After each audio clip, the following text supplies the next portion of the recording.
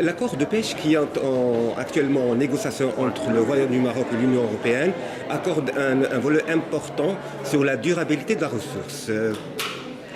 Oui, bien évidemment, la durabilité c'est l'objectif fondamental de l'accord, des relations de pêche entre l'Union européenne et le Maroc. On est dans un cadre qui existe depuis maintenant 30 ans.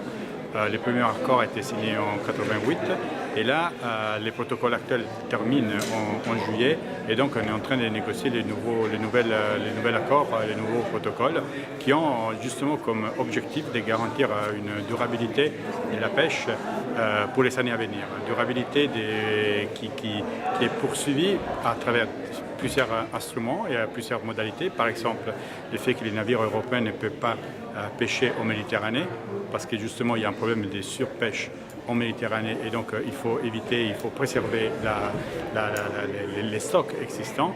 Il y a des relations scientifiques entre les chercheurs européens et les chercheurs marocains qui évaluent la mise en œuvre du protocole pour voir justement que la pêche ne soit pas nuisible au stock existant. Et donc il y a ce travail scientifique qui est fait de façon permanente pour garantir que la pêche soit durable. Et donc il y a tous des éléments qui sont dans l'accord et qui sont dans le protocole et qui font en sorte que l'aspect de la durabilité soit vraiment l'élément essentiel de l'accord, aussi bien du côté européen que du côté marocain. Et donc sûrement dans les nouveaux protocoles et dans les nouveaux accords, nous allons poursuivre et développer cet aspect fondamental qui est la durabilité de la pêche pour l'ensemble des partenaires. Et comment évaluer le nombre de navires qui sont concernés par cet accord?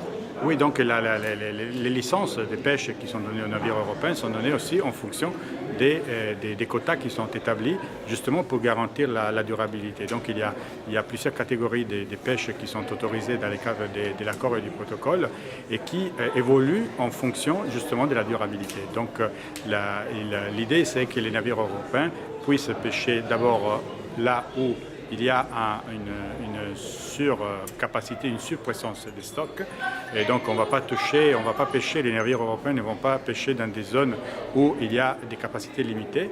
Et avec une relation permanente que nous avons dans le cadre de l'accord et du protocole avec les autorités marocaines, il y a un monitoring qui est fait dès l'évolution des stocks et de la situation pour pouvoir adapter les capacités, les licences de pêche à la réalité du stock, justement pour garantir la durabilité.